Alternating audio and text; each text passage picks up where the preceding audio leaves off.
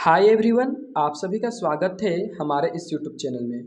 आज की इस वीडियो में हम क्लास 10th का साइंस विषय का यानी कि विज्ञान विषय का 40 वेरी इंपॉर्टेंट क्वेश्चन को बताने जा रहे हैं। ठीक है, आप लोगों को जैसा कि पता होगा कि 27 मार्च 2023 को क्लास 10th वालों का साइंस का एग्जाम होने वाला है और उसमें 40 ऑब्जेक्टिव और 40 नंबर का सब्जेक्टिव सवाल पूछा जाएगा।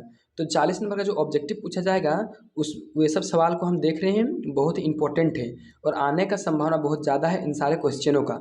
तो वीडियो को पूरा देखिएगा और वीडियो अच्छा लगता है तो वीडियो को लाइक करके चैनल को सब्सक्राइब जरूर कर लीजिएगा। ठीक है, इसी प्रकार का हम सारे विषय के वीडियो अपलोड करते रहते हैं और आप लोग जैसे परीक्षा दे के आते हैं वैसे ही हमारे चैनल में देखिए आंसर की आपको मिल जाएगा, मिला लीजिएगा उत्तर। ठीक है, चलिए पहला सवाल। एक लड़का समतल दर्पण के सामने 100 मीटर की दूरी पर खड़ा है। देखिए एक समतल दर्पण है, सॉरी एक मिनट, समतल दर्पण है। ठीक है, एक लड़का यहाँ पर है, ये समतल दर्पण ही है। एक मिनट सॉरी, देखिए यहाँ पर समतल दर्पण, ये है समतल दर्पण। ठीक है, और इससे 100 मीटर दूरी पर यहाँ पर ही खड़ा है। लड़के और प्रतिबिंब के बीच की दूरी होगा, देखिए यहाँ पर लड़का है और यहाँ से प्रतिबिंब की दूरी यानी कि इधर प्रतिबिंब बनेगा, ये दर्पण इसके इधर, तो कितना होगा इधर 100 और यहाँ 100 200। ठीक है, ऑप्शन नंबर बी सही होगा।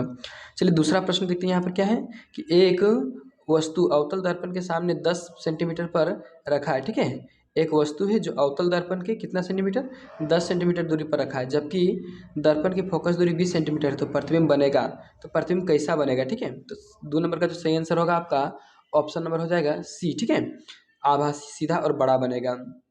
ठीक है, अब देखिए तीसरा प्रश्न। किस दर्पण के दृष्टि क्षेत्र विस्तृत होता है, मतलब कि ज़्यादा होता है? तो इसका सही आंसर होगा ऑप्शन नंबर बी, उत्तल का। ठीक है, अब देखिए चलते हैं हम चौथा प्रश्न में। क्या पूछा गया चौथा में? देखिए यहाँ पर कि एक लेंस की क्षमता 2.5 डायोप्टर है, यह लेंस होगा कैसा होगा?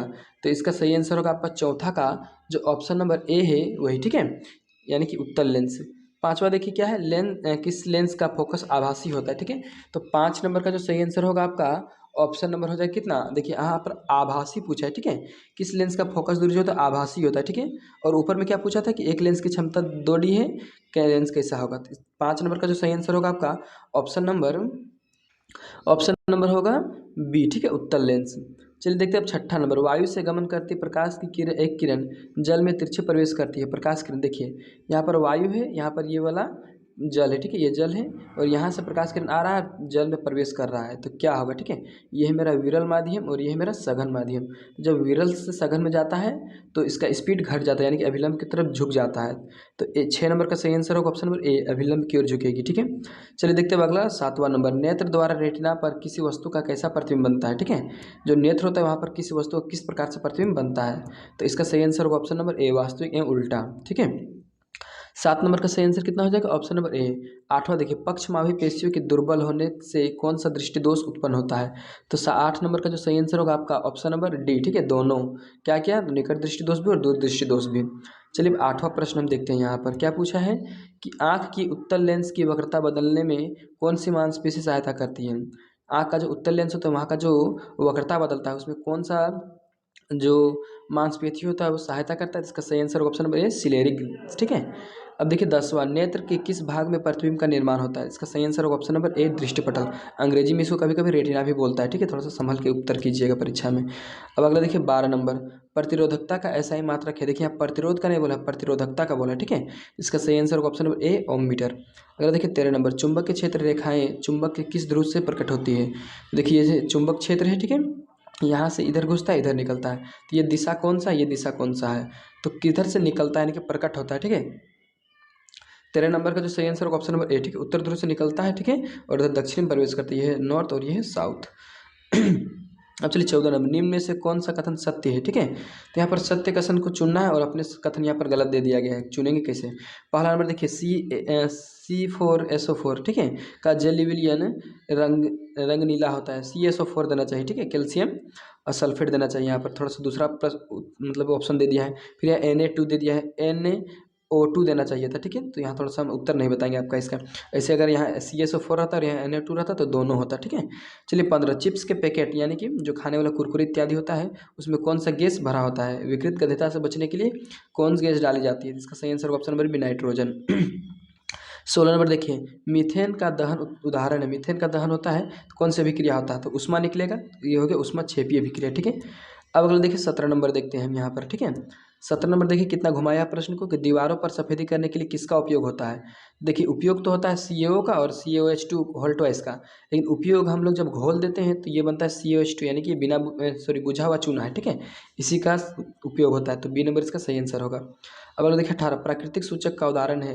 तो प्राकृतिक सूचक का उदाहरण उपयुक्त सभी, ठीक है, हल्दी भी, लिटमस भी और वेनिला भी। अगला देखिए 19 इनमें से कौन प्रबल क्षारक नहीं है। प्रबल मतलब मजबूत क्षारक नहीं है, ठीक है। तो इसका जो सही आंसर होगा आपका कितना नंबर का, 19 नंबर का, ऑप्शन नंबर डी, ठीक है। 19 का ऑप्शन नंबर डी, इनमें से कोई नहीं प्रबल क्षारक का उदाहरण, ठीक है। चलिए देखिए अब 20 नंबर NaOH का उपयोग होता है, NaOH यानी कि सोडियम हाइड्रोक्साइड का उपयोग कहाँ होता है। तो इसका सही आंसर होगा ऑप्शन नंबर सी, साबुन तथा अपमार्जक में, ठीक है। चलिए 21 देखते हैं मेथनोइक अम्ल किस में उपस्थित रहता है। तो इसका सही answer option number B, nettle के डंक में। नेटल एक प्रकार का पत्ता है, ठीक है, नेटल एक प्रकार का पौधा है, उसका पत्ता में रहता है, ठीक है। 22 नंबर देखिए स्वतंत्र अवस्था में पाए जाने वाले धातु है। स्वतंत्र अवस्था में कौन सा धातु पाया जाता है, ठीक है। इसका जो सही आंसर होगा ऑप्शन नंबर होगा ये गोल्ड, ठीक है, ए नंबर में। अब चलिए 23 नंबर देखिए धातु जल के साथ अभिक्रिया करके कौन सी गैस उत्पन्न करती है। तो इसका सही आंसर होगा option number B, hydrogen gas. चलिए 24 नंबर देखिए स्वतंत्र अवस्था में पाए जाने वाले धातु है। स्वतंत्र अवस्था माने किसी भी हम उसको ढक के नहीं रखते हैं। तो 24 का सही आंसर होगा ऑप्शन नंबर कितना, तो डी, कॉपर, Ag और Au, ठीक है। अब अगला देखिए हम 25 नंबर जाते हैं, ठीक है, वेरी इंपॉर्टेंट होता है शुरू 25 नंबर से और भी इंपॉर्टेंट है, ठीक है। क्या है, स्वतंत्र अवस्था में पाए जाने वाले धातु है, कैसा धातु है स्वतंत्र अवस्था में। इसका सही आंसर होगा ऑप्शन नंबर डी, कॉपर, ठीक है। 26 देखिए निम्न में से कौन सा कथन असत्य है, ठीक है। तो ए नंबर दिया हीरा ग्रेफाइट फ्लोरीन कार्बन के अपर रूप है, सही ऑप्शन है।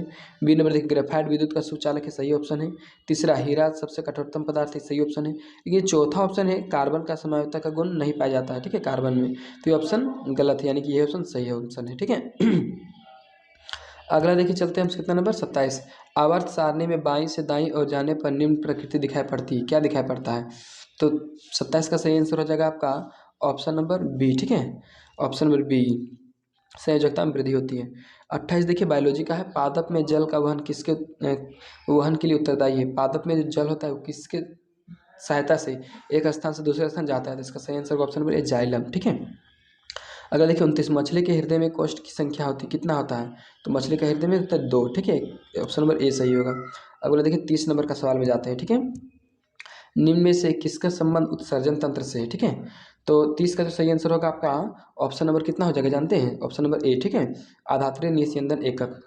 अगला देखिए 31 नंबर रक्तदाब किस तंत्र से मापा जाता है। तो इसका सही आंसर होगा ऑप्शन नंबर ए, स्फैग्मोमैनोमीटर। 32 देखिए कौन सा हार्मोन अधिविक ग्रंथि से स्रावित होता है। तो 32 का सही आंसर होगा ऑप्शन नंबर बी, ठीक है, एडरलिन। 33 देखिए वृद्धि हार्मोन कहाँ से स्रावित होती है। इसका सही आंसर होगा ऑप्शन नंबर ए, पीयूष ग्रंथि से। 34 देखिए बीजाणु जनित रोग है। तो इसका सही आंसर होगा 34 का ऑप्शन नंबर ए, ठीक है, HIV एड्स ये सब, ठीक है, बीजाणु। अब देखिए 34 का हो गया। अब देखिए 35, ठीक है, 35 से क्या है, प्लेसेंटा की रचना होती है। प्लेसेंटा मतलब नाभि से जो बच्चा होता है, जो नाभि से जुड़ा हुआ था अपना मम्मी से, उसका जो संरचना कैसा होता है, तस्तरी नुमा होता है, ठीक है। अब देखिए 36 निम्न में से कौन जीवाश्म का उदाहरण है।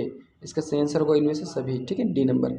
37 नंबर देखिए निम्न में से कौन बोने पौधे का दर्शाता है। तो बोना पौधा किस में होगा, ऑप्शन नंबर सी, ठीक है, FF डबल एफ छोटा एफ में, ठीक है।